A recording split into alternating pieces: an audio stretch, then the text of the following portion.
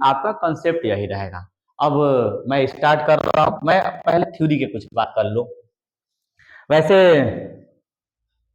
पहला क्वेश्चन मेरा ये है, दिया हुआ है कि अभिक्रिया A/2 ए अभिक्रिया के चिन्ह 2B के लिए A की विघटन की दर कामा B के बनने की दर से निम्न प्रकार से संबंधित है। निम्न प्रकार से क्या है, संबंधित है। इस क्वेश्चन को हमको सॉल्व करना है। तो पहले हम थोड़ा सा थ्योरी की बात कर ले। चलिए आइए,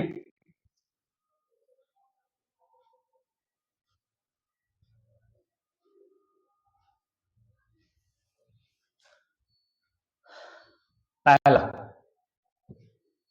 सबसे पहले अभिक्रिया की वेग की हम बात करेंगे।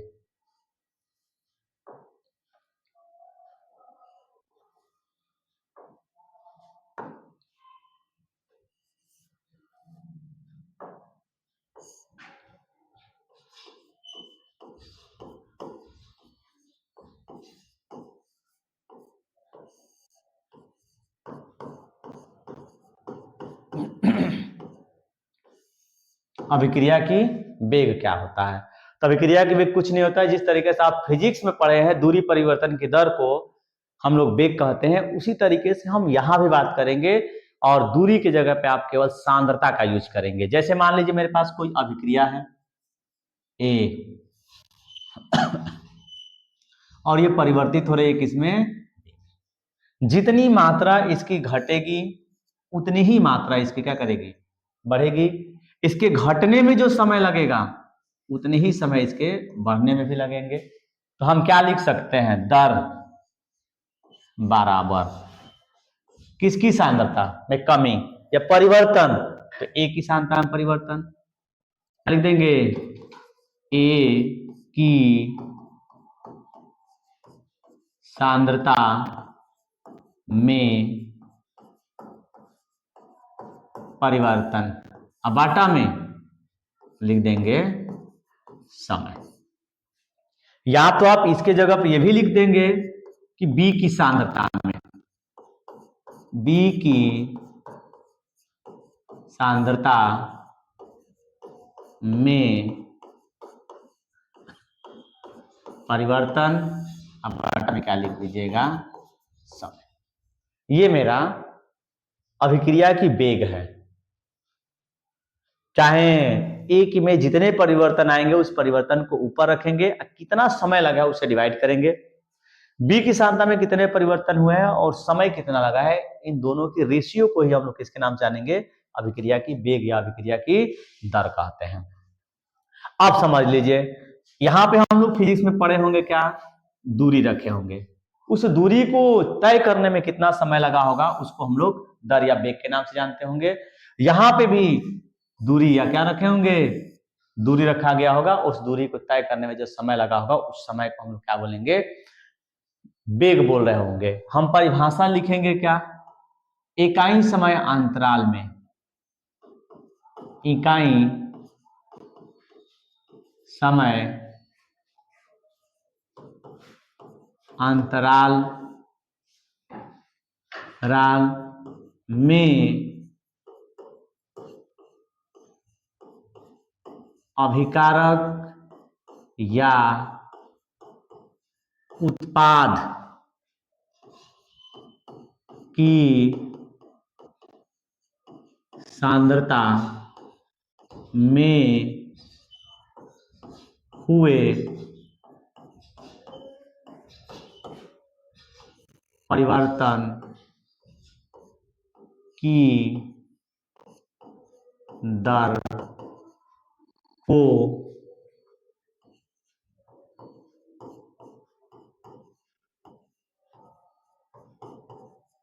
अभिक्रिया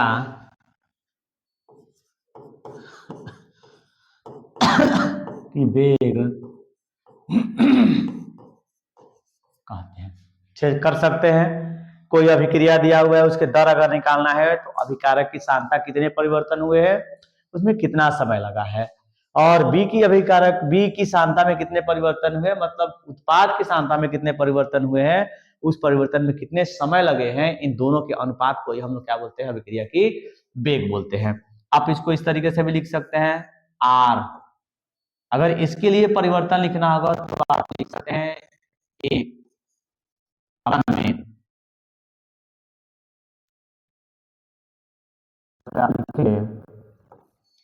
टी, लेकिन परिवर्तन को आपको दिखाना होगा डेल्टा से, इसको भी दिखाना होगा डेल्टा से। यहां पे आप ये लिख सकते हैं डेल्टा बी, बड़ा ब्रैकेट हमको बताता है सांद्रता और डेल्टा हमको बताता है परिवर्तन, मतलब बी की सांद्रता में कितना परिवर्तन हुआ है, पहले जितना था उससे कितनी वृद्धि हुई है या पहले जितना था उसमें कितने की कमी हुई है, इसको हम लोग बोलते हैं परिवर्तन, चेंज बोलते हैं। अब अगर मान लीजिए ए की जगह पे आर हो, मतलब रिएक्टेंट बोला जाता है, और बी की जगह पे आपका बोला जाता है कौन सा, प्रोडक्ट बी। ये है अभिक्रिया की दर। ठीक, एक हमारा आता है अभिक्रिया की औसत वेग। तो थोड़ा औसत वेग के बारे में आप जान लीजिए। अभिक्रिया की हमारी क्या होती है, औसत वेग। औसत वेग, औसत वेग का मतलब होता है कि किसी निश्चित समय अंतराल, जब हम बात कर रहे थे किसकी, अभिक्रिया की वेग की, तो हम इकाई बात कर रहे थे, लेकिन जब हम औसत की बात करेंगे किसी समय सीमा के अंतर्गत, किसी निश्चित समय के अंतर्गत दिए गए अभिकारक हो या उत्पाद हो, उनकी सांद्रता में जितने परिवर्तन होंगे उन परिवर्तन की दर को हम लोग बोलते हैं अभिक्रिया की औसत वेग। क्या दिखाएंगे यहाँ पे, औसत वेग। यहाँ पे दिखाएंगे किसी निश्चित समय अंतराल में, किसी निश्चित समय अंतराल में अभिकारक या उत्पाद की सांद्रता में हुए परिवर्तन की दर को अभिक्रिया की औसत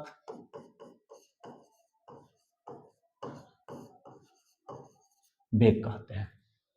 दोनों में अंतर, उसमें मैंने इकाई लिया था और इसमें मैंने क्या बोला है, किसी निश्चित समय के अंतर्गत। क्या लिख सकते हैं, दर अगर आपको लिखना होगा तो अभिकारक की सांद्रता में परिवर्तन अगर है तो डेल्टा आर, अब बटा में आप डेल्टा टी लिखेंगे, या फिर उत्पाद की सांद्रता में परिवर्तन है तो डेल्टा पी बटा में डेल्टा टी। इसके अलावा कोई भी फार्मूले आपको डिराइव नहीं कराए जाएंगे, जितने फार्मूले आपको मैं क्वेश्चन कराऊंगा वो डायरेक्ट लिखूंगा। ठीक, चलिए ये हो गया आपका अभिक्रिया की औसत वेग। दूसरा क्वेश्चन आप समझ लीजिए, एक आता है तात्क्षणिक वेग। तात्क्षणिक वेग, तात्क्षणिक वेग का मतलब ये कि हमने किसी एक निश्चित समय पर, एक पार्टिकुलर टाइम पर अभिकारक या उत्पाद की सांद्रता में कितने परिवर्तन हुए हैं, उनको हम लोग बोलते हैं अभिक्रिया की औसत वेग। अभिक्रिया की औसत वेग नहीं, तात्क्षणिक वेग, तीनों में अंतर समझ लीजिए। अभिक्रिया की वेग बोला जाएगा तो इकाई समय अंतराल में जो भी परिवर्तन होगा वो हम बोलेंगे अभिक्रिया की वेग, और किसी निश्चित समय के अंतर्गत होगा तो हम लोग बोलेंगे औसत वेग, और किसी एक पार्टिकुलर टाइम पे अभिक्रिया वेग में जो अभिकारक या उत्पाद की सांद्रता में परिवर्तन होंगे उसको हम लोग बोलेंगे अभिक्रिया की तात्क्षणिक वेग। लिखने का तरीका क्या होता है तात्क्षणिक वेग का, तो दर ये भी होते हैं, डेल्टा के जगह पे हम डी लिखते हैं और लिखते हैं आर बटा में डी टी, या फिर हम लिखेंगे डी पी बटा में क्या लिख देंगे, ये हमारे औसत वेग, ये तात्क्षणिक वेग ज्ञात करने की विधियां हैं। ये हमारा औसत वेग के लिए फॉर्मूला है, और जो मैंने वेग बोला था वो हमारा वेग ज्ञात करने की विधि है। अब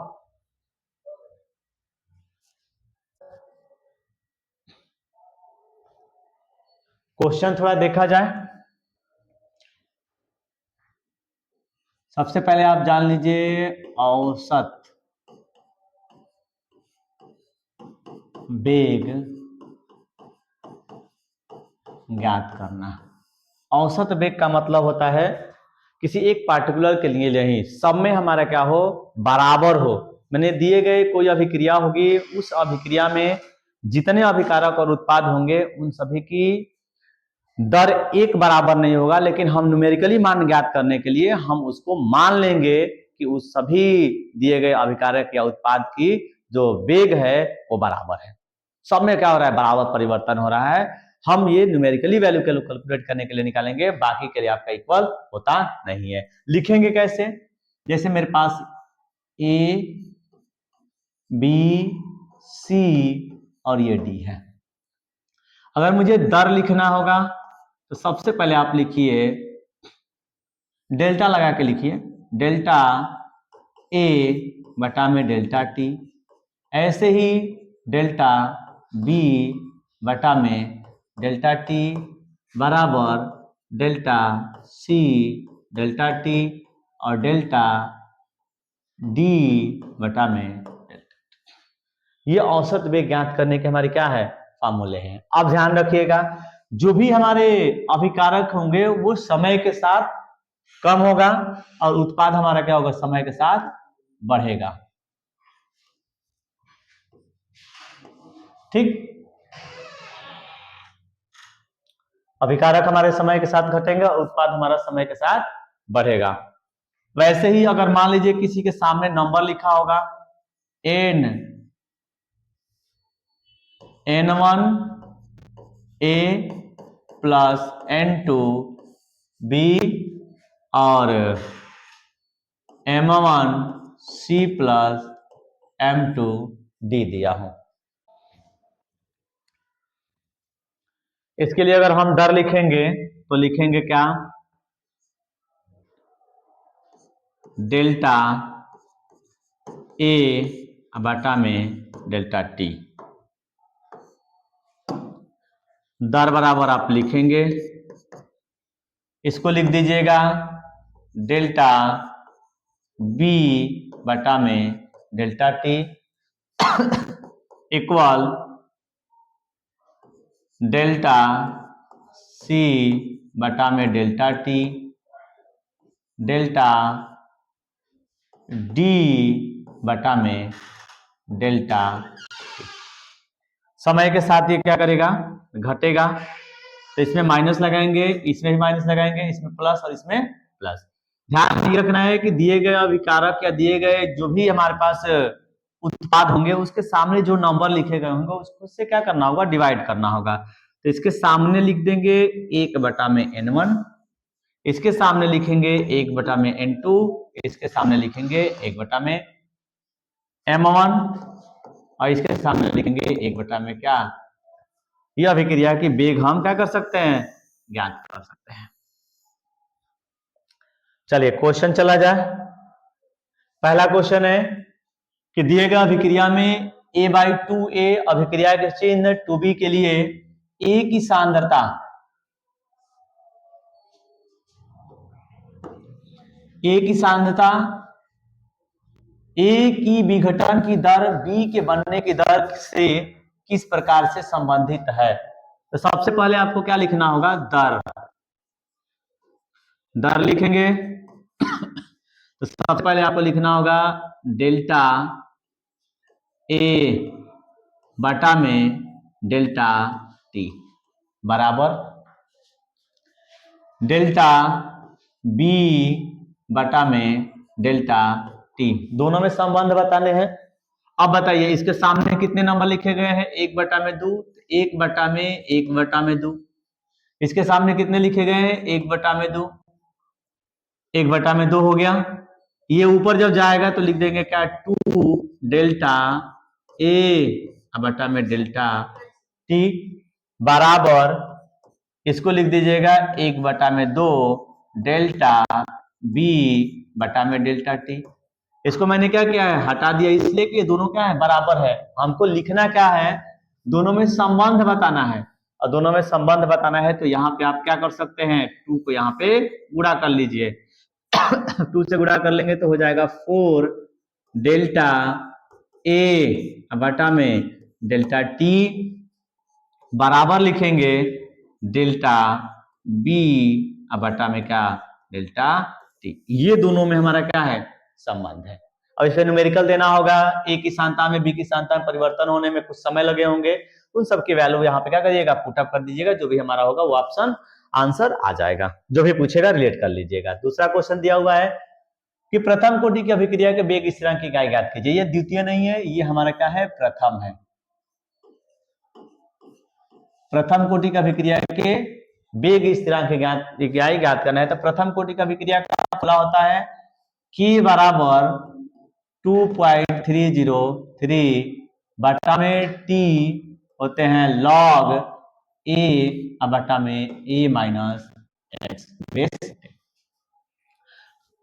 अब ध्यान दीजिए यहाँ पे K बराबर आप A सांद्रता और ये भी हमारी क्या है, सांद्रता है, और ये भी हमारा क्या है, सांता है। तो सांता सांता कैंसिल हो जाएगा, तो इतने हमारी वैल्यू क्या होंगे, कांस्टेंट हो गए। तो कांस्टेंट होंगे तो 1 हमारा क्या हो जाएगा, T और 2.303 और log A बटा में A माइनस एक्स। ये जो हमारी वैल्यू है वो कांस्टेंट है।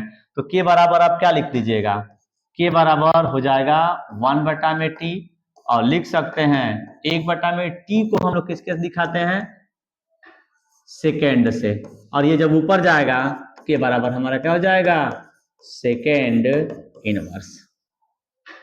ठीक, नेक्स्ट क्वेश्चन आप देखिए, सेम उसी तरह से दिया हुआ है। तीसरा एक अभिक्रिया दिया हुआ है जिसमें 2A प्लस बी है, और बोल रहा है कि 2C प्लस 3D के लिए C की सांद्रता में परिवर्तन की दर कितना है, 1 मोल प्रति लीटर प्रति सेकेंड है। अभिक्रिया का वेग ए बी सी के सांद्रता में परिवर्तन की दर ज्ञात करना है। तो सबसे पहले ऐसे क्वेश्चन को आपको लिखने पड़ेंगे। हल बराबर पहले लिख दीजिए 2A प्लस बी हो जाएगा 2C प्लस 3D। दर लिखिए पहले, बाद लिखेंगे क्या दिया हुआ है। दर बराबर आपका होगा ए बटा में डेल्टा टी बराबर डेल्टा बी बटा में डेल्टा टी। अब इसकी सांद्रता में परिवर्तन लिखेंगे तो हो जाएगा 1 बटा में 2 डेल्टा सी बटा में डेल्टा टी बराबर हो जाएगा 1 बटा में 3 डेल्टा डी बटा में डेल्टा हो जाएगा टी। चलिए, दिया क्या, किसकी सांद्रता में परिवर्तन दिया है, तो सांद्रता में परिवर्तन दिया हुआ है डेल्टा सी बराबर कितना, मोल प्रति लीटर प्रति सेकेंड, और समय लगा हुआ है। सांद्रता में परिवर्तन मोल प्रति लीटर प्रति सेकेंड का मतलब ये है कि डेल्टा सी बटा में डेल्टा टी। अब यहाँ पे पहला क्वेश्चन पूछा हुआ है कि अभिक्रिया की वेग क्या कीजिए, तो हम लिख देंगे क्या यहाँ पे, अभिक्रिया की वेग। देखिए जो भी आपके पास क्वेश्चन दिए होंगे, जो आप दर लिखेंगे, इन सभी का दिया गया मान अभिक्रिया के वेग ही होंगे। चाहे डीए बाई डी लीजिए, चाहे डीबी बाई डी लीजिए, चाहे डी सी बाई डी लीजिए, चाहे डी बाई डी लीजिए, लेकिन नंबर के साथ आपको लिखना पड़ेगा। अभिक्रिया की दर जो वैल्यू दिया रहता है उसी के अकॉर्डिंग हम अभिक्रिया की वेग लिखते हैं। तो जो वैल्यू दिया हुआ उसको रख लीजिए।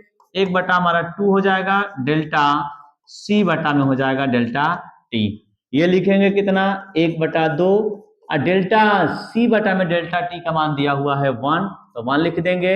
1 को 2 से कटाएंगे तो 0 पॉइंट कितना हो जाएगा, 5। ये है अभिक्रिया की वेग। अब चलते हैं यहाँ पे ए की सांद्रता में परिवर्तन।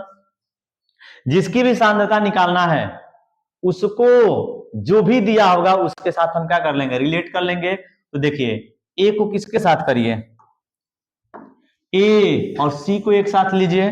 तो मैं यहां पे लिख रहा हूं किसके, ए की सांद्रता परिवर्तन, तो हो जाएगा डेल्टा ए बटा में डेल्टा टी। ये दिया हुआ है, इनको और इनको एक साथ लीजिए, बराबर हो जाएगा 1 बटा 2 डेल्टा सी बटा में डेल्टा टी। मुझे निकालना है डी ए बटा में डी टी, तो हो जाएगा 1/2 और डी सी बटा में डी टी का मान कितना दिया हुआ है, 1 दिया हुआ है। तो यहाँ पे क्या कर लीजिए, गुणा कर लीजिए, 1 में 2 से भाग देंगे तो 0.5 आएगा। ऐसे ही अब किसके सांता में परिवर्तन निकालना है, बी की सांता में। तो बी को किसके साथ रिलेट करिए, सी के साथ। तो फिर लिख दीजिएगा डेल्टा बी बटा में डेल्टा टी बराबर 1/2 डी सी बटा में क्या, डेल्टा टी। अब यहाँ पे दिया क्या है, बी मुझे चाहिए, तो इक्वल 1/2, यहाँ हो जाएगा 1, फिर डिवाइड मारिएगा तो कितना हो जाएगा 0.5। ये आपका वैल्यू है डी बटा में डी टी और डी ए बटा में डी, दोनों क्या है, इक्वल है। अब निकालना है कौन सा, डी निकालना है, तो डी को सी के साथ रिलेट करिए। तो पहले लिखिए 1/2 डेल्टा डी बटा में, ओ सॉरी 3 है, 1/3 डी डी बटा में डी टी इक्वल, इसको लिखेंगे कितना, 1/2 लिखिए, और डेल्टा सी बटा में आपको लिखना पड़ेगा डेल्टा टी। ये है अभी फार्मूला।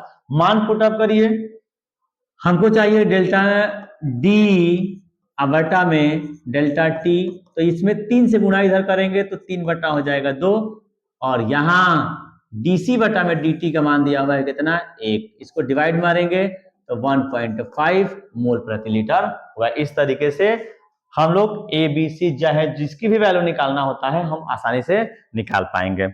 नेक्स्ट क्वेश्चन दिया हुआ है,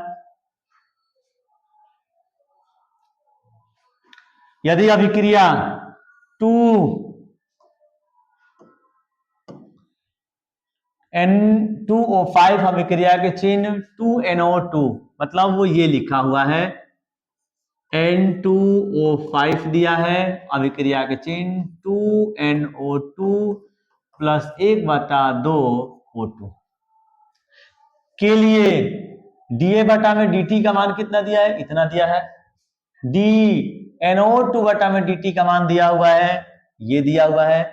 DNO2 बटा में DT का मान दिया हुआ है ये N2O2। तो कह रहा है कि K डैश, K यहाँ पे एक छूटा हुआ है, K डबल डैश तथा K ट्रिपल डैश में संबंध स्थापित कीजिए। तो पहले आपको दे दिया हुआ है, वो मैं लिख दूं, यहाँ पे दिया हुआ है आपका DN2O5 बटा में DT दिया हुआ है K डैश N2O5, एक वैल्यू दिया हुआ है।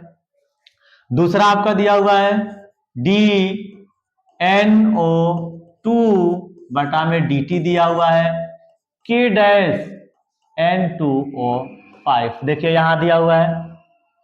तीसरा दिया हुआ है कि D2 बटा में DT बराबर कितना दिया हुआ है, K ट्रिपल डैश N2O5। इन सभी का उपयोग करके मुझे क्या बताना है, K डैश और K ट्रिपल डैश में मुझे संबंध बताना है। तो ऐसे क्वेश्चनों को पहले क्या करिए, दिए गए जो हमारे इक्वेशन होते हैं उसका पहले दर लिखा जाए। तो इसका लिख दीजिएगा DN2O5 बटा में हो जाएगा DT, फिर इक्वल लिखिए, सामने जो नंबर लिखते हैं उससे डिवाइड करते हैं, 1/2 DNO2 बटा में DT बराबर 1/2 DO2 बटा में DT। आगे लिख लीजिए, इसके सामने लगाइए माइनस, क्योंकि अभिकारक है, इसके सामने क्या लगाइए, प्लस। अब एक बार और लिखा जाए तो आप लिख सकते हैं माइनस DN2O5 बटा में क्या, DT बराबर हो जाएगा प्लस 1/2 DNO2 बटा में क्या, DT। फिर आप लिखेंगे, ये 2 ऊपर जाएगा तो होगा प्लस 2 DO2 बटा में DT। अब देखिए इसका मान दिया हुआ है, माइनस है, सब क्या है, प्लस है। तो माइनस DN2 N2O5 बटा में dt का मान क्या दिया हुआ है, K डैश N2O5 और NO2 बटा में dt का मान दिया हुआ है K डबल डैश, हो जाएगा यहां पे रख देंगे इतने की वैल्यू, इतने का 1/2 K dash double dash NO2 बराबर प्लस में DO2 बटा में dt का मान दिया हुआ है कितना, K ट्रिपल डैश N2O5। अब देखिए ये सब इक्वल है, तो जो इक्वल होते हैं उसको क्या कर देते हैं, कटा देते हैं। N2O5 ये भी है तो ये कैंसिल हो जाएगा। अब बताइए क्या बच गया मेरे पास, K डैश, ठीक है। अब यहां पे 2 था तो यहां पे आप 2 लिखेंगे, तो ये हो जाएगा आपका कितना, K डबल डैश बटा में 2 इक्वल 2K ट्रिपल डैश। अब बताइए कि यहाँ पे डिवाइड में है, जो भी डिवाइड में नंबर होते हैं उसको पहले हटाया जाता है, तो सब में अगर 2 से गुणा कर देंगे 2K डैश, ये हो जाएगा डबल डैश, ये हो जाएगा 4K ट्रिपल डैश। इस तरीके से K dash, K double dash, K triple dash में संबंध आप स्थापित कर सकते हैं। ये क्वेश्चन एक बार और देख लीजिए। ये दिया हुआ समीकरण N2O5 2NO2 प्लस हाफ है O2 दिया हुआ है, के लिए माइनस DN2O5 बराबर K डैश N2O5 दिया हुआ है। दूसरा DNO2 बटा में DT की वैल्यू दिया हुआ है इतना, D बटा में DNO2 का मान, DO2 बटा में DT का मान दिया हुआ है आपका इतना। इनकी वैल्यू इनकी वैल्यू इनकी वैल्यू पुटअप करने हैं, तब जब हम दिए गए समीकरण का मुझे क्या लिखना होगा, दर लिखना होगा। दर लिख देंगे NO2 बटा में DT, फिर 1/2 कर देंगे NO2 बटा में dt, फिर 1/2 फिर DO2 बटा में dt। इसकी वैल्यू दिया हुआ है, इसकी वैल्यू दिया हुआ है, इसकी वैल्यू दिया हुआ है, सारा वैल्यू पुटअप करेंगे, कॉमन चीजें कट जाएंगी। अगर डिवीजन में कोई नंबर आता है तो उसको सेम संख्या से मल्टीप्लाई कर देंगे सभी में, ताकि वो डिवीजन वाला नंबर कट जाए और जो भी हमारा नंबर आएगा वो एक पूर्ण संख्या के रूप में आ जाएगी। इस तरीके से हम समीकरणों को क्या कर सकते हैं, प्रूफ कर सकते हैं। नेक्स्ट क्वेश्चन हमारा होगा, कह रहा है कि SO2 Cl2 की प्रारंभिक मात्रा की आधी मात्रा का वियोजन 60 मिनट में हो जाता है।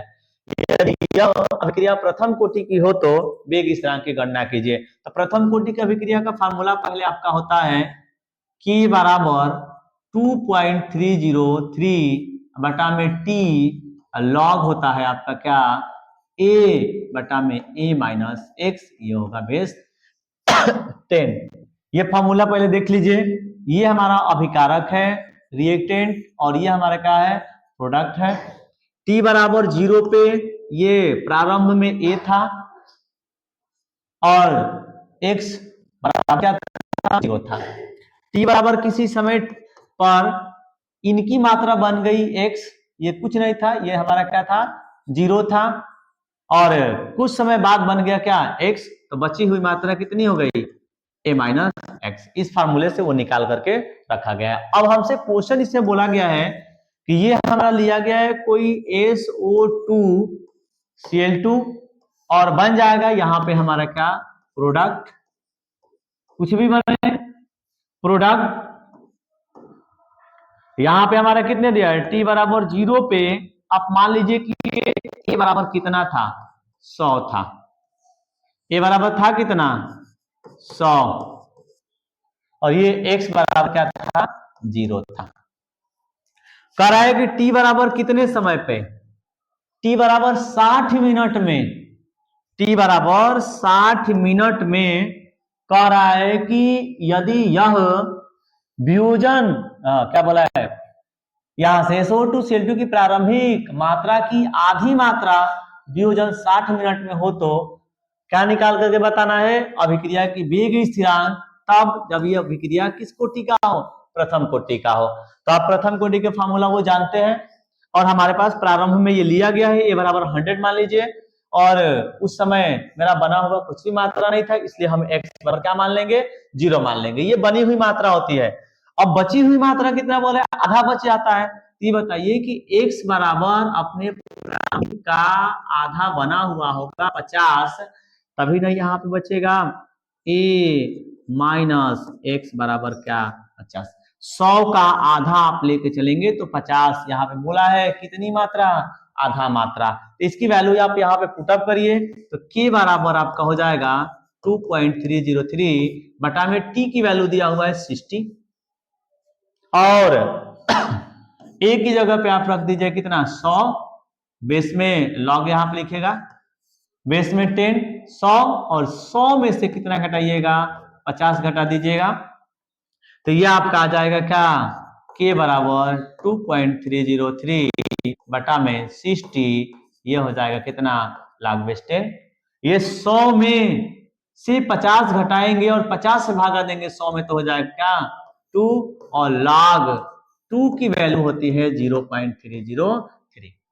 ये हमारी हो रही है किसकी वैल्यू, log 2 की वैल्यू। पुटअप आप करिए k बराबर हो जाएगा 2.303 इंटू 0.302 बटा में हो जाएगा 60, के बराबर मल्टीप्लाई करिएंगे 0.693 आ जाएगा बटा में 60 से डिवाइड कर दीजिए, आंसर आ जाएगा। नहीं तो अर्ध आयुकाल का फॉर्मूला होता है प्रथम कोटि के लिए के बराबर 0.693 बटा में क्या t 1/2, यह अर्ध आयुकाल का फॉर्मूला है। अब डिवाइड मारेंगे आंसर आएगा। ठीक, चलिए नेक्स्ट क्वेश्चन आपका है, एक प्रथम कोटि की अभिक्रिया की इकाई लिखिए। प्रथम कोटि की अभिक्रिया का मतलब होता है कि दर बराबर आपका हो जाएगा कि ए का पावर हमारा क्या 1 हो तो 1 कोटि का होगा, और अगर यहाँ पे 0 रखेंगे तो 0 कोटि का होगा, और अगर मैंने इसको मिटा करके यहाँ पे 2 लगाया तो 2 कोटि का होगा। तो हमसे पहला क्वेश्चन यही पूछा है कि 1 कोटि की है। कह रहा है कि प्रथम कोटि की अभिक्रिया की इकाई लिखिए। प्रथम कोटि की अभिक्रिया N2O5 2NO2 प्लस में 1/2 O2 में 318 केल्विन पर O2 की प्रारंभिक सांद्रता इतनी थी जो किसी मिनट दिया होगा, कुछ समय दिया होगा, ठीक है, मान लेते हैं कि यहीं पे 60 सेकंड दिया है, 60 मिनट के उपरांत इतना 0.20 गुणे 10⁻⁻2 मोल प्रति लीटर रह जाती है। तो कह रहा है कि 318 ही केल्विन पर वेग स्थिरांक क्या करना है, गणना करना है। चलिए ये तो पहले मैं इधर बगल में सॉल्व कर लूं। पहले प्रथम कोटि की अभिक्रिया की मात्रक पूछा है, प्रथम कोटि की अभिक्रिया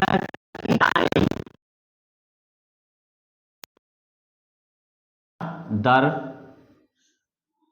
dx बटा में dt, सांद्रता में परिवर्तन की दर को अभिक्रिया की वेग कहते हैं, और ये होगा k और यहाँ पे हो जाएगा a के पावर 1। हमसे k का मान पूछा जा रहा है। अब ये होता है सांद्रता परिवर्तन, और सांद्रता को मापा जाता है किसमें, मोल प्रति लीटर में, और समय को किसमें मापा जाएगा, सेकेंड में मापा जाएगा। सेकेंड बराबर ये हो जाएगा k, और ये भी हमारी क्या है, सांद्रता है, मोल प्रति लीटर, मोल प्रति लीटर कैंसिल, तो आप क्या लिख दीजिएगा 1 में सेकेंड बराबर के, तो के बराबर हो जाएगा कितना, सेकेंड इनवर्स। आप इसको ध्यान से याद रख लीजिएगा, इंपॉर्टेंट है।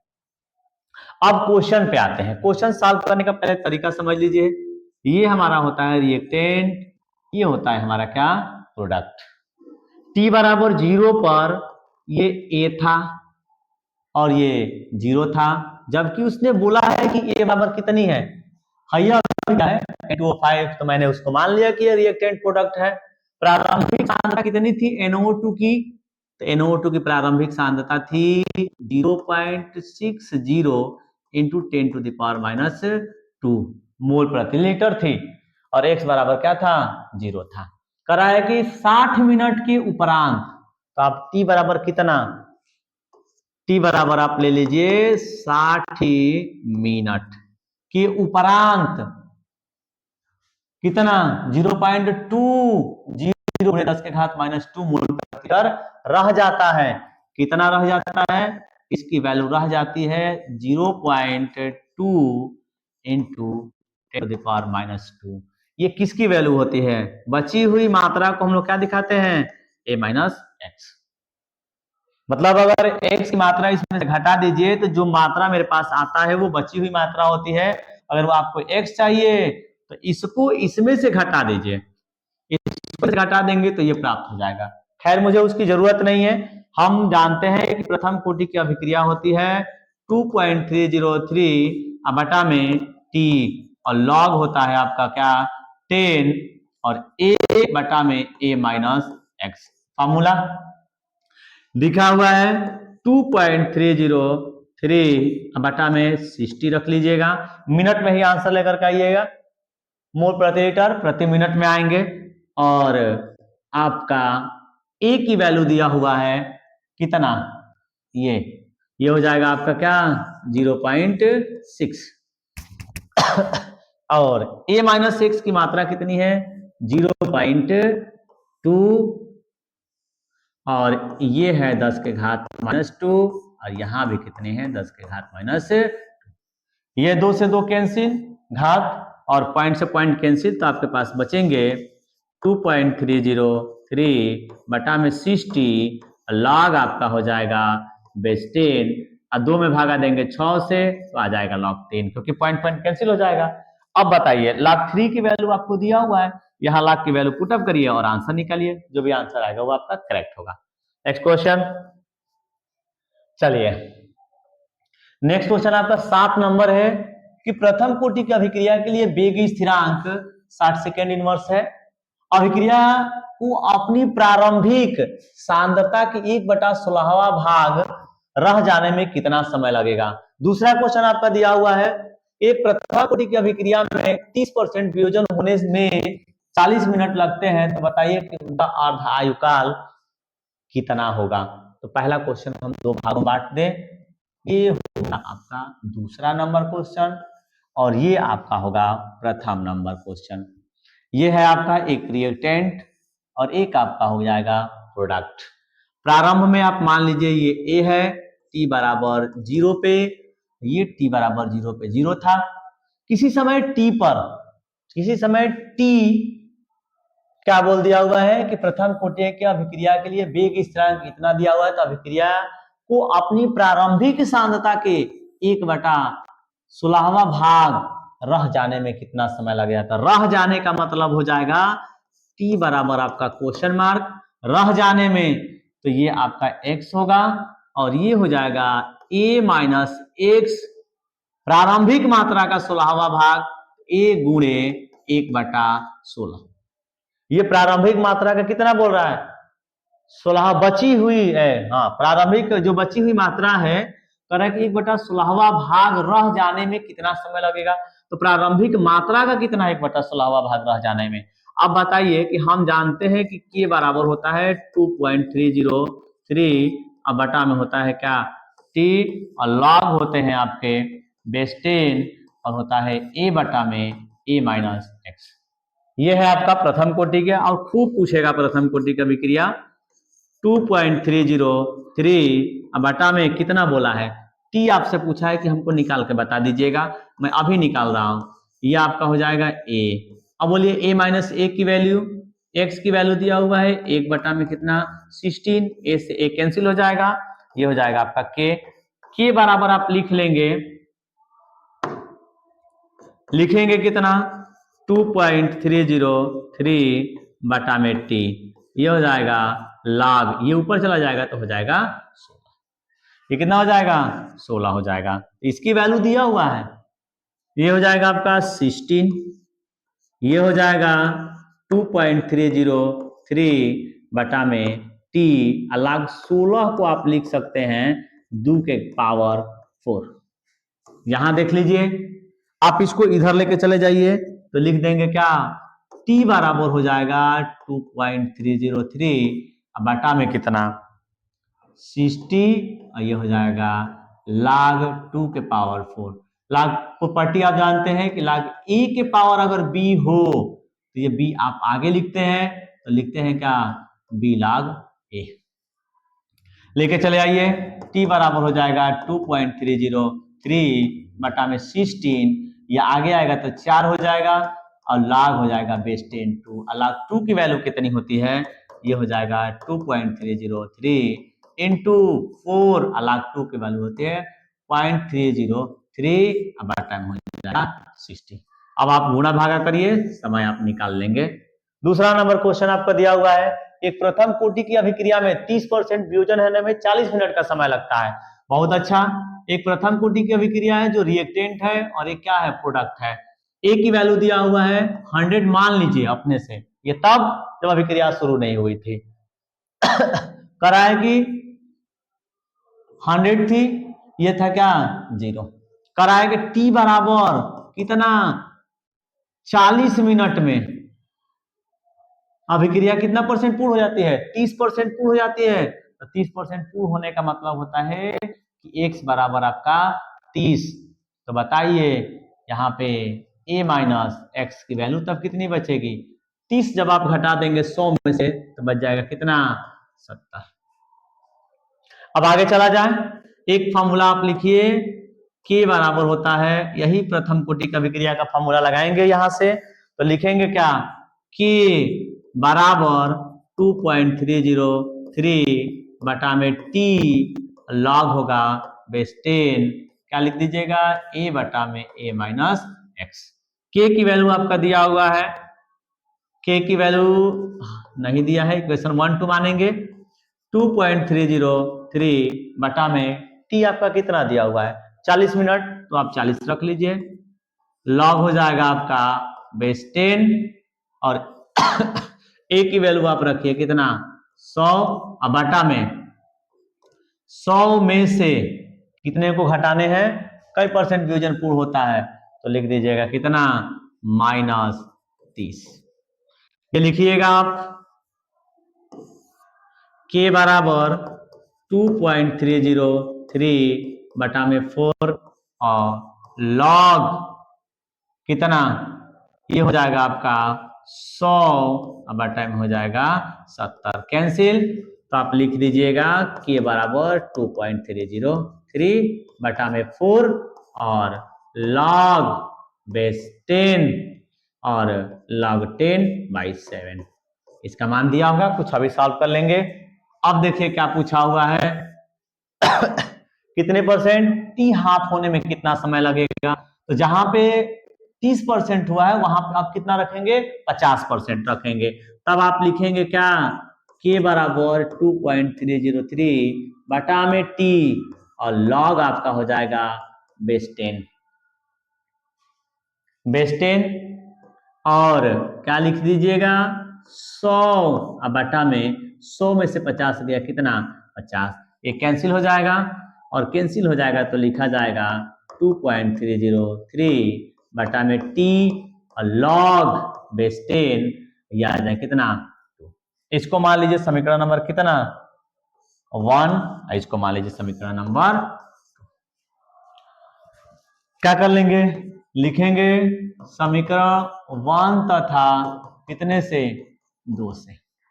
समीकरण 1 आपका दिया हुआ है 2.303 बटा में 40, कितना दिया हुआ है 40 और दिया हुआ है log बेस 10 कितना 10/7 बराबर, इनका मान रख दीजिए 2.303 बटा में t रखिए, तो यहाँ पर रखेंगे कितना 2.303 बटा में t और log कितना बेस 2। पहले तो आप कटाइए, इसको कटा देंगे तो आपका बच जाएगा कितना 1/40, इसका मान रख दीजिए log base 10 minus log base 10 कितना 7 बराबर 1 बटा में t और log कितना 2 और log 2 की वैल्यू होती है 0.303 और बटा में क्या t, इसको log 10 की वैल्यू कितनी 1 होती है और log 7 ऐसे ही रख दीजिए, 7 का मान आपको देगा, वैल्यू पुट अप करिएगा, ये हो जाएगा 0.303 बटा में t, इसमें मल्टीप्लाई कर लीजिए, इसको ले आकर रख दिए इधर, तो तो जाएगा t बराबर 0.303 बटा में 1 माइनस ये हो जाएगा log 7। ये है क्या 1/4, ये ऊपर चला जाएगा तो आप लिख देंगे t बराबर 4 गुणे 0.303 बटा में 1 माइनस log बेस 7। ये आपका आंसर है। log 7 की वैल्यू दी रहेगी, पुटअप करिएगा, आंसर आएगा। इस तरीके से दो अगर दिया हुआ है कि 30% पूर्ण होने में इतना लगता है तो 50% बताइए, 90% पूर्ण होने में इतना समय लगता है तो 75 बताइए। तो इस तरीके से क्वेश्चन, दो इक्वेशन आपको बनाए, दोनों को इक्वेट करके आपको हल कर लेने हैं और ऐसा क्वेश्चन बिल्कुल आएगा। नेक्स्ट क्वेश्चन आपका है, अभी और क्वेश्चन हुआ है, एक प्रथम कोटि की अभिक्रिया में 100 मिनट के पश्चात किसी पदार्थ की सांद्रता अपनी प्रारंभिक सांद्रता की 90% विघटित हो जाती है। कह रहा है कि अभिक्रिया के वेग स्थिरांक की गणना कीजिए। अभिक्रिया के वेग स्थिरांक की गणना कीजिए।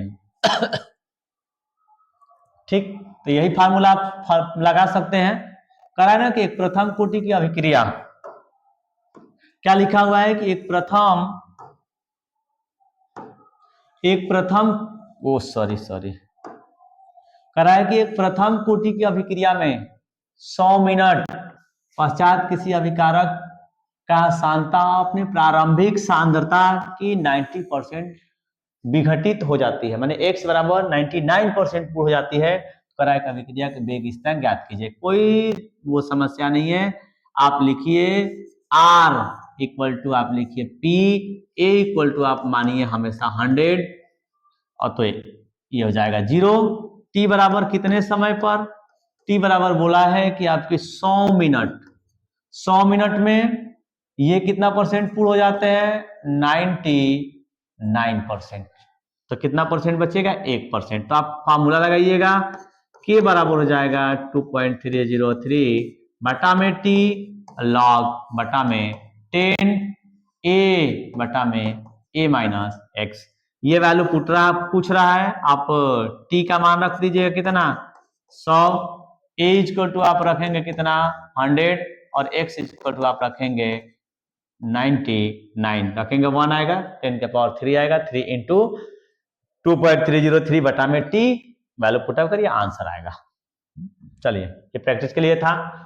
एक पूछा है कि सिद्ध कीजिए कि प्रथम कोटि की अभिक्रिया के 3/4 पूर्ण होने में लगा समय अर्ध अभिक्रिया के पूर्ण करने में लगे समय का 2 गुना होता है। ऐसा मुझे क्या करना है, प्रूफ करके दिखाना है। एक प्रथम कोटि की अभिक्रिया के 3/4 पूर्ण होने में लगा हुआ समय अर्ध आयुकाल का कितना गुना, 2 गुना। तो मैं एक आपको तरीका और बता दूं कि ये एक अभिक्रिया है, मैंने 100 लिया, 100 का आधा करेंगे तो ये बन जाएगा 50 जो बी है। फिर एक बार अभिक्रिया कराइए, फिर इसका आधा करेंगे तो बच जाएगा कितना 25। अब बताइए कि यहां से यहां जाने में मुझे कितना परसेंट पूर्ण हो गया है, 3/4, मतलब आपका 75% पूर्ण हो गया। तो एक समय तो आपका अर्धायुकाल यहाँ लगा होगा और एक अर्धायुकाल आपका कहाँ लगा होगा, यहाँ लगा होगा। इस तरीके से कितने अर्धायुकाल लग रहे हैं, 2 अर्धायुकाल। एक अर्धायुकाल के समय में अगर 2 मिनट लग रहा है तो 2 दूनी के कितना हो जाएगा, 4 हो जाएगा। तो यहाँ से यहाँ जाने में जो भी समय लगेंगे उस समय को हम कितनी बार लिखेंगे, 2t½ इस तरीके से भी आप कर सकते हैं, प्रूफ कर सकते हैं। तो थोड़ा हम लोग लॉन्ग विधि से चलें। पहले आपको मानना होगा कि r और ऐसे लगभग मैंने सभी क्वेश्चन में किया है। शुरू में आपको लेना होगा a बराबर कितना 100, तो ये हो जाएगा आपका 0। कितना परसेंट पूर्ण होने में, 3/4 पूर्ण होने में। 3/4 पूर्ण होने में जो समय लगेगा, तो मैं मान लिया कि 3/4 पूर्ण होने में t1 समय लग रहा है। ठीक, कितना पूर्ण होने में, x बराबर 3/4 का मतलब होता है 75% पूर्ण होने में। अगर मैंने 100 ग्राम माना है तो 75% 75 ग्राम हो जाएगा। आप इसके लिए एक इक्वेशन लिख लीजिए कि k बराबर आप लिखेंगे 2.303 बटा में आप लिखेंगे t और log आप फॉर्मूला लिखेंगे a बटा में a माइनस x। फिर आप लिखेंगे 2.303 बटा में हो जाएगा कितना, t1 माना हूं, ये हो जाएगा log इसको लिख दीजिएगा 100 बटा में कितना, ये हो जाएगा 100 में से 75 घटा दीजिएगा, तो आप लिख दीजिएगा के बराबर 2.303 बटा में T1 लॉग। अब बताइए 100 में से 75 घटाएंगे 25, 25 में 100 से भागा देंगे तो 4 बार में। लिख सकते हैं यहां पे आप कि के बराबर 2.303 बटा में T1, यह हो जाएगा log 2 के पावर 2 है, आगे आ जाएगा तो हो जाएगा 2 इंटू 2.303 बटा में T1 और log 2 की वैल्यू कितनी होती है 0.30। ओ सॉरी मान मत रखिए, यहीं पर रहने दीजिए ऐसे ही, ये हो जाएगा log 2। इसको मान लीजिए इक्वेशन नंबर कितना 1 मानिए। अब कितने परसेंट की बात कर रहा है 75% पे मैंने निकाल लिया। अब 50% की बात करेंगे तो यहां पे आप लिखेंगे 50% के लिए, आई कितना परसेंट के लिए था 75% के लिए, तो आपका x बराबर हो जाएगा अब कितना 50। फिर फार्मूला लगाइए k बराबर हो जाएगा 2.303 बटा में t 2 मान लीजिए और log आपका हो जाएगा 100, फिर 100 में से आपको कितना घटाना है 50। वो इसलिए कि हम एक बार 75 पे जब 3/4 निकाले हैं तो 75% रखे हैं और अर्ध आयुकाल का मतलब होता है कितना 50%। तो 100 में से 50 घटाएंगे तो बचेगा 50, और 50 में 100 से भागा देंगे तो कितना हो जाएगा 2.303 log 2, यहाँ पे हो जाएगा log 2। इन दोनों को क्या कर लीजिए इक्वल कर लीजिए, तो लिख देंगे यहीं पे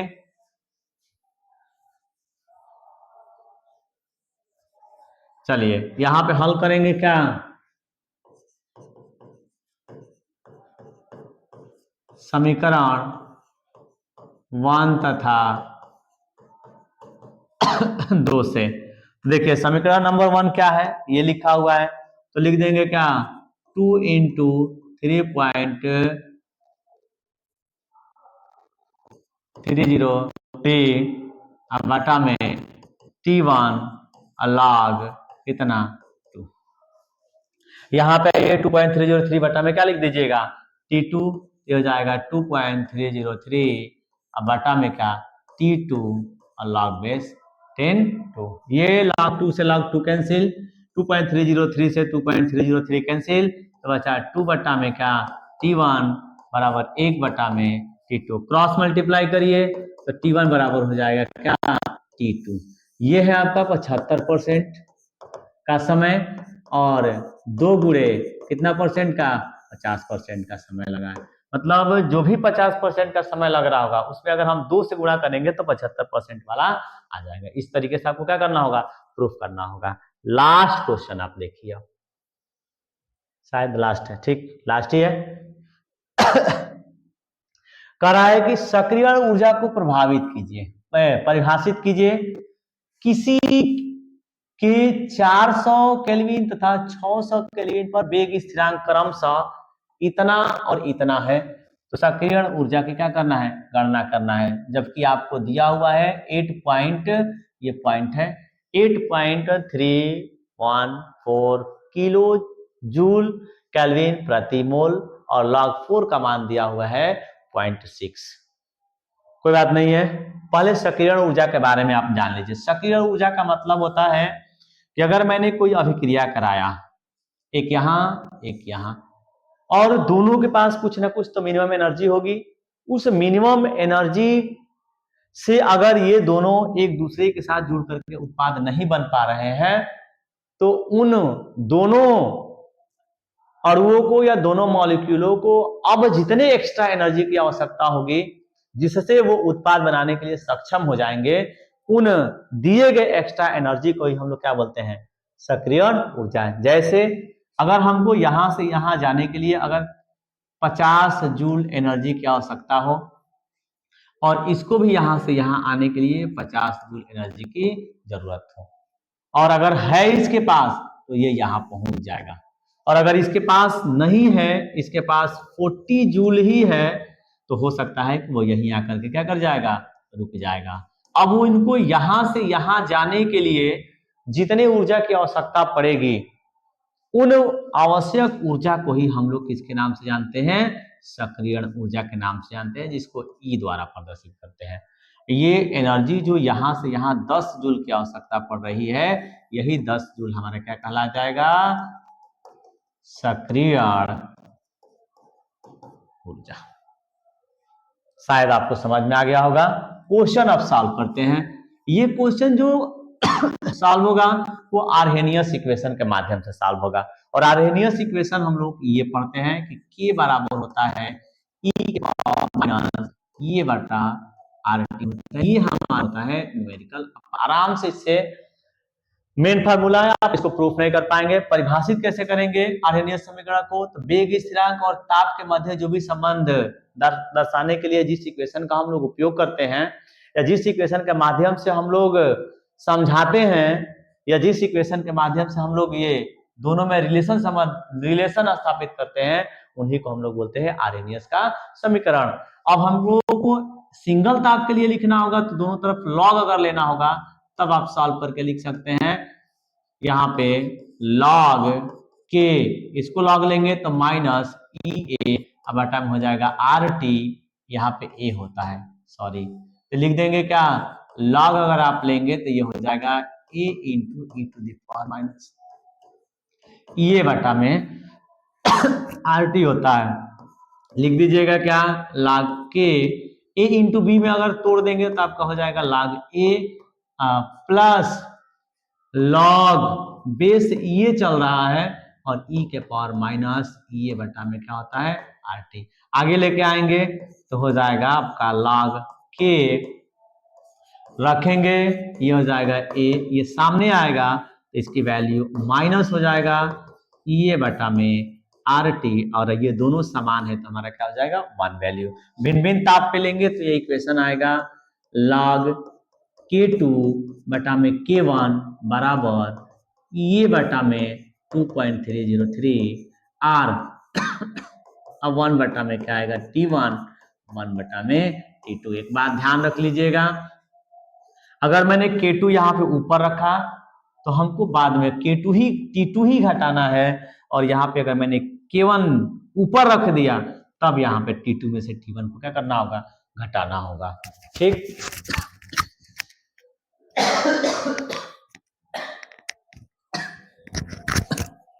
सॉरी, इस फार्मूले पे इसको हम लोग क्या करना होगा, सॉल्व करना होगा। अब ध्यान रखिए, मैं क्वेश्चन पढ़ रहा हूं,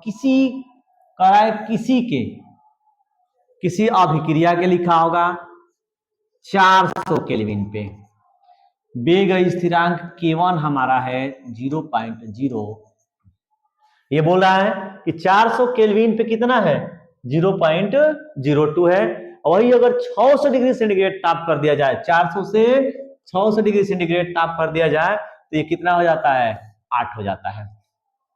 तो ये है आपका कौन सा T1। अब T2 600 पे K2 हमारा कितना हो जा रहा है 0.08, और R इक्वल टू आपको वैल्यू दे चुका है 8.314। हमको निकालना क्या है, सक्रिय ऊर्जा E बराबर, फॉर्मूला आप लगाएंगे,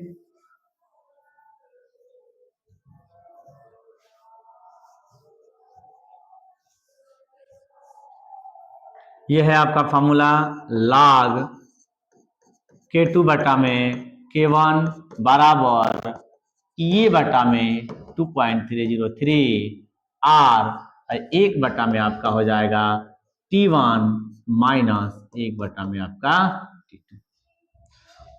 चलिए इसका मान रख दीजिए, लॉग आपका हो जाएगा K2 का मान दिया हुआ है 0.08 0.02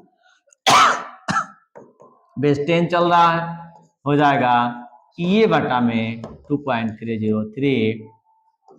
इसका मान दिया हुआ है T1 का मान कितना 400 केल्विन, और एक बटा में T2 का मान दिया हुआ है 600 केल्विन। इसको डिवाइड करिएगा, ये हो जाएगा आपका कितना, log 4, और ये हो जाएगा ये बटा में 2.303, ये हो जाएगा आपका कितना, सॉरी log नहीं है यहाँ पे, ये हो जाएगा 400 इंटू कितना, 400 में से 600, दोनों एलसीएम हो जाएगा, 400 कटा तो 600 हो जाएगा यहाँ पे, और 600 कटा तो कितना हो जाएगा, 400 हो जाएगा। चलिए इसको आप लिख सकते हैं log 2 के पावर 2, 2 के पावर 2, और यहां पे आप लिख देंगे क्या, ई ए बटा में 2.303 इंटू आर की वैल्यू मैंने पुटअप नहीं किया है तो 8.31 हो जाएगा। यहाँ पे आर की वैल्यू पुटअप कर लीजिए 3 कट कर दीजिए, यहाँ पे आप लिख दीजिएगा 8.3, साथ गुणा कर दीजिएगा 8.3 इंटू ऊपर घटाएंगे 600 में से 400 जाएगा तो 200 बचेगा, अब बटा में 400 गुणे 600, 2 जीरो से 2 जीरो, 2 दूनी के 4, लाग हो जाएगा 2, और लाग 2 के वैल्यू होते हैं 0.303 और आप लिख देंगे कितना, ई बटा में 2.303, और ये हो जाएगा 1 बटा में 2 गुणे कितना, 600। इसको मल्टीप्लाई कर दीजिए, 2 इंटू 2 इंटू 600 इंटू 0.30 0.3010 होता है, ये 1 होती है, इंटू डिवाइडेड बाई कुछ नहीं है, तब क्या करें, केवल अंक को क्या करना है, गुणा कर देना है इसमें, तो 1 2 2 2 600 ये गुणे ये, एक नहीं लिखा पाया है, 2.303 बराबर हो जाएगा क्या, ई ए। तो आप सीधा लिख सकते हैं ई ए बराबर कितना, 4 गुणे हो जाएगा 600 गुणे 30.3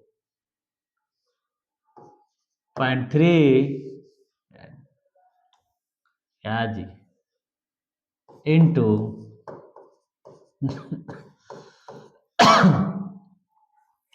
2.303, ये आपको हल करेंगे तो आएगा जूल में, क्या कर दीजिएगा 1000 से भागा दे दीजिए, 4 इंटू 600 इंटू 0.301 इंटू 2.303 बटा में कितना 1000, ये अब आ जाएगा किसमें, किलो जूल।